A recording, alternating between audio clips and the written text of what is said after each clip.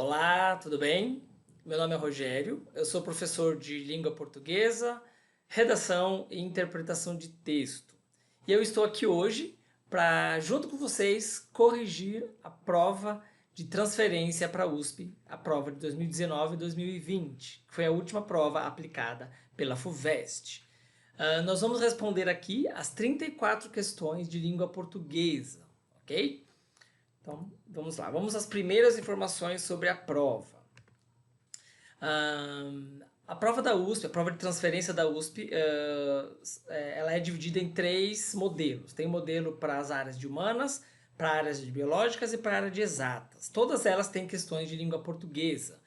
Mas na área de humanas ou humanidades é a que tem uma maior quantidade de questões de língua portuguesa, são 34. Então é essa prova que a gente vai corrigir aqui agora, na aula de hoje, as 34 questões de língua portuguesa. Essas questões englobam tanto questões de interpretação de texto, gramática e todos os temas relacionados à língua portuguesa de modo mais abrangente. As provas de biológicas e exatas têm menos questões, tem 24. Por isso que nós pegamos a de humanidades, que é a que mais tem um número maior de questões de língua portuguesa. Só para lembrar, né, a FUVEST sempre divulga o conteúdo programático de cada matéria, de cada disciplina. Então tem aí uma lista de 11 temas que possivelmente poderiam ser cobrados dos candidatos.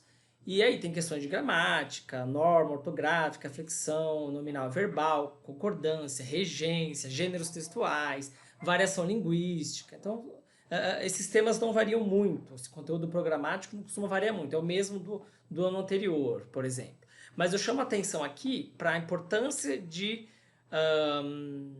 ser um bom interpretador de texto. O candidato tem que precisa ter uma habilidade em interpretar textos, porque isso é uma característica das provas de transferência da USP, né? Mesmo as questões de gramática, elas são contextualizadas, elas têm um texto base e dentro desse texto é comum a prova retirar trechos para fazer perguntas sobre gramática. Então, a interpretação de texto é uma chave, uma ferramenta muito importante para quem faz a prova da USP.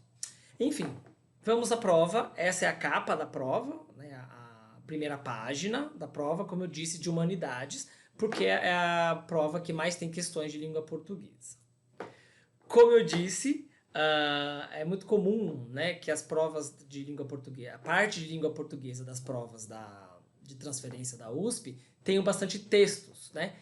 Particularmente esta última prova, 2019 e 2020, todas as 34 questões têm um texto base ou uma imagem como base para a formulação das questões, né? Eu vi que na prova do ano anterior tinha, das 34, 2 questões não tinha nenhum texto base, todas as outras tinham. Nesse ano, todas as 34 questões têm um texto ou uma imagem base para o candidato olhar, ler, interpretar e então responder a pergunta. Então, como eu disse, a primeira questão é um texto. Aliás, como vocês estão vendo aí, a prova começa com um texto e esse texto é base para as questões de 1 a 6, ok? Então vamos começar lendo o texto. Ora, pois, uma língua bem brasileira. A expansão do português no Brasil, as variações regionais com suas possíveis explicações, que fazem o urubu de São Paulo ser chamado de corvo no sul do país, e as raízes das inovações da linguagem estão emergindo por meio do trabalho de cerca de 200 linguistas. De acordo com os estudos da Universidade de São Paulo, USP, uma inovação do português brasileiro, por enquanto sem equivalentes em Portugal, é o R caipira, às vezes tão intenso que parece valer por 2 ou 3, como importa ou carne. Eu vou fazer uma observação aqui antes de continuar. Percebam que já é importante que você saiba o que significa o R caipira.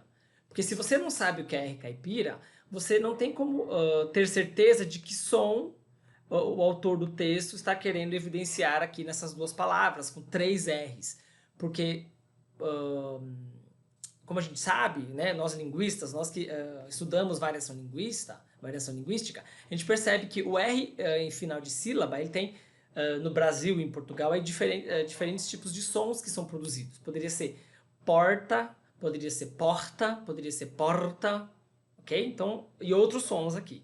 Então, é uma primeira observação. O que é R caipira? Então, era interessante que o candidato soubesse um pouco de variação linguística também. Continuando.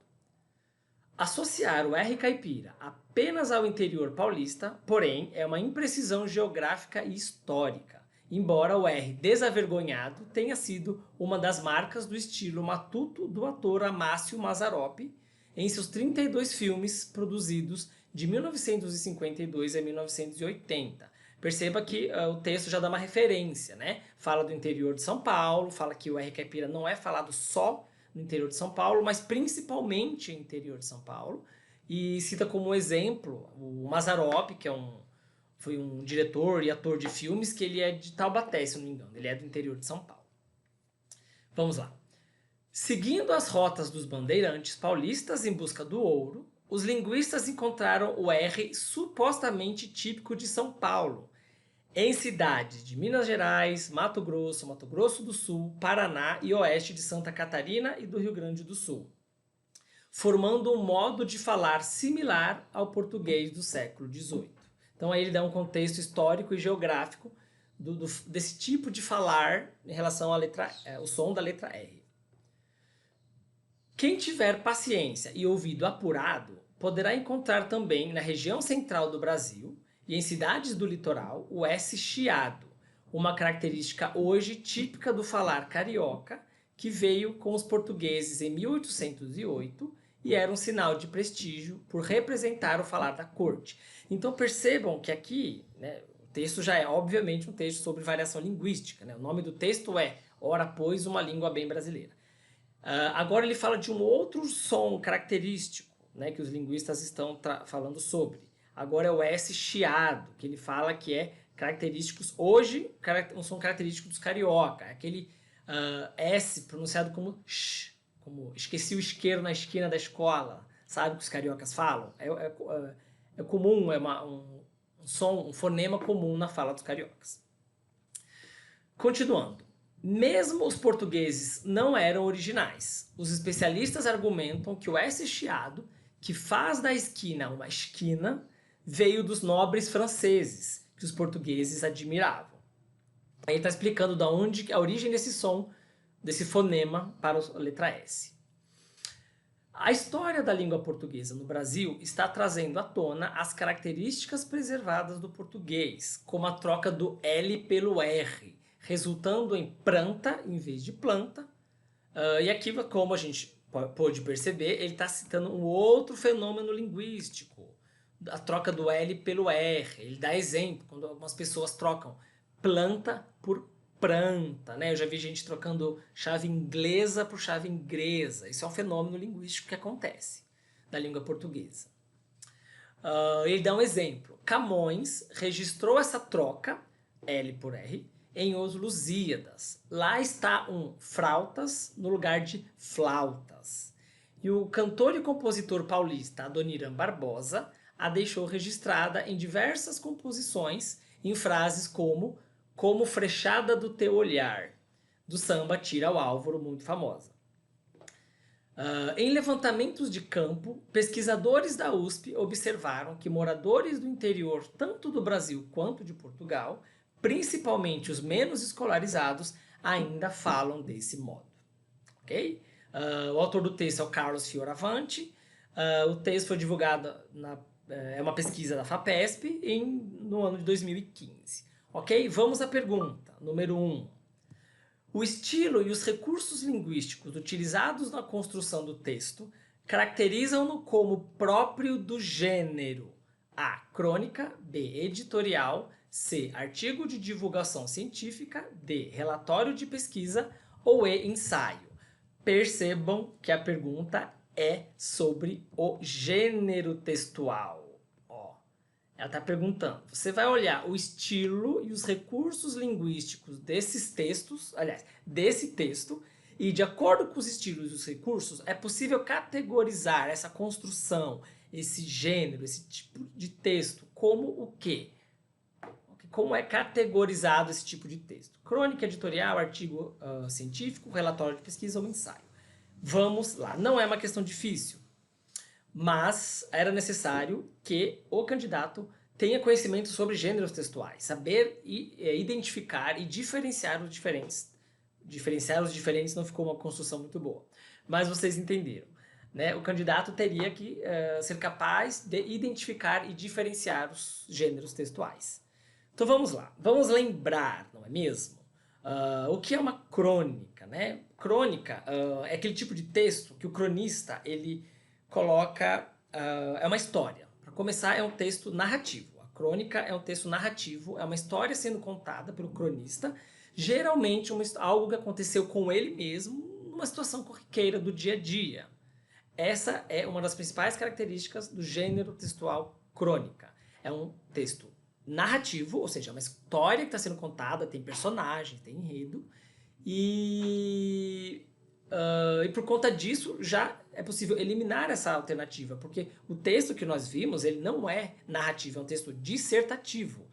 Não é uma história que está sendo contada, não. É um assunto que está sendo tratado. O autor do texto, o Carlos Fioravanti, está dissertando, está explicando algum tema. Não tem história sendo contada, não tem enredo, não tem personagens. Então, não é alternativa A, crônica. Podemos eliminar crônica. B, o que é um editorial? Editorial, é muito comum ver em editoriais jornalísticos, editoriais são textos dissertativos, como esse que nós acabamos de ler, não é um texto narrativo, mas a característica do texto editorial é que é um texto opinativo, é um texto um pouco mais subjetivo. A gente tem a opinião de alguém, a opinião ou do jornal como um todo, ou de uma equipe do jornal, a equipe de política, a equipe de artes. Então é um texto opinativo, é um texto um pouco subjetivo, que não é a característica desse texto que a gente acabou de ler. A gente viu que é um texto dissertativo, mas que não é opinativo, né? O Carlos Fioravanti divulgou algumas informações sobre variação linguística, mas ele não deu opinião se ele acha que é bom, se acha que é ruim, se ele gosta ou se ele não gosta. Esse é o texto que a gente acabou de ler, ele é um texto dissertativo, mas não opinativo. Não tem a opinião do autor. E o editorial é um texto opinativo. Então a gente já pode eliminar o editorial, porque o texto que a gente leu não é opinativo. Ok? Alternativa C é um artigo de divulgação científica. Como a gente sabe, artigo de divulgação científica é um texto que busca divulgar, né, relatar uma informação que foi obtida cientificamente. Né? Parece que se encaixa nesse texto. A gente viu que a gente viu aqui, 200 linguistas, tem aqui no começo do texto, na linha 5, fala que são estudos da Universidade de São Paulo, ou seja, é um estudo científico. E no final ainda fala: os pesquisadores da USP observam que moradores do interior do Brasil e de Portugal trocam um L pelo R. Então, pode ser um artigo de divulgação científica. Eu vou falar porque pode. Porque a letra D, relatório de pesquisa, também pode ser. Porque é uma pesquisa, né? Esse texto, na própria fonte diz, pesquisa FAPESP 2015.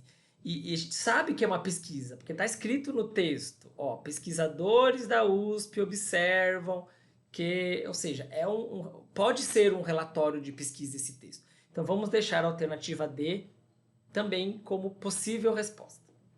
E chegamos à alternativa E, é um ensaio. Por que esse texto não é um ensaio? Porque de todas as alternativas, a alternativa E o gênero textual ensaio é o gênero desses listados aí como opções, é o gênero mais subjetivo de todos. É um gênero em que um ensaísta ele passa para o texto, passa para o ensaio, e por isso que se chama ensaio, é toda a opinião dele, né? As críticas, os elogios, tudo o que o ensaísta, o que o escritor pensa de um determinado fenômeno, de um determinado tema, ele vai passar para o papel toda a subjetividade, todo o seu ponto de vista pessoal, não tem caráter científico algum no ensaio. O ensaio dessas 5 opções é o mais subjetivo possível de todos. Então, como a gente viu, a gente leu, o texto não é subjetivo, o texto não é opinativo, o texto é um texto mais científico, é um texto que está divulgando dados de uma pesquisa. E aí nós ficamos, então, com duas alternativas, C e D. Esses dois gêneros textuais causam um pouco de confusão, porque eles são bastante parecidos. E a USP, a FUVEST, sabendo disso, eu acredito que colocou as duas opções para tornar a questão mais difícil. Mas eu vou explicar qual é a diferença entre artigo de divulgação científica e relatório de pesquisa.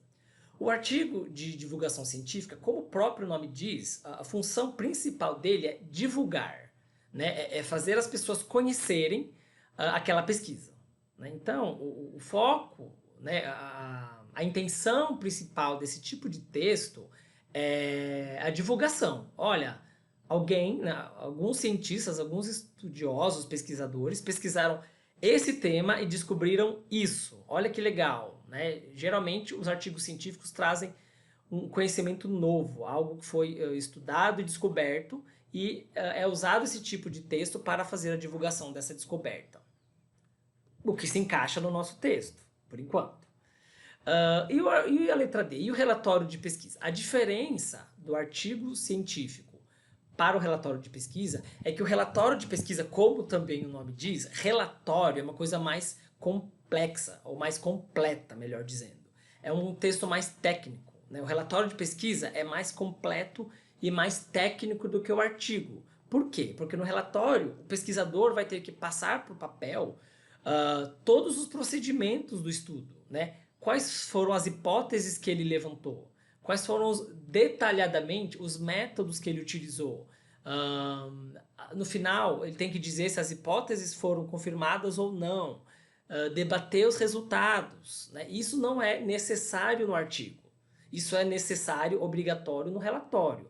No artigo, não. Como a gente viu no texto, a gente não tem muitas informações sobre procedimentos, sobre os métodos do estudo. A gente só sabe que foram linguistas, 200 linguistas, que percorreram aí, algumas partes do Brasil para verificar a pronúncia do R em final de sílaba, do S chiado e da troca do L pelo R. Mas a gente não sabe exatamente quantas pessoas foram entrevistadas, quantos áudios, como foi gravado, a gente não tem esse nível de detalhes.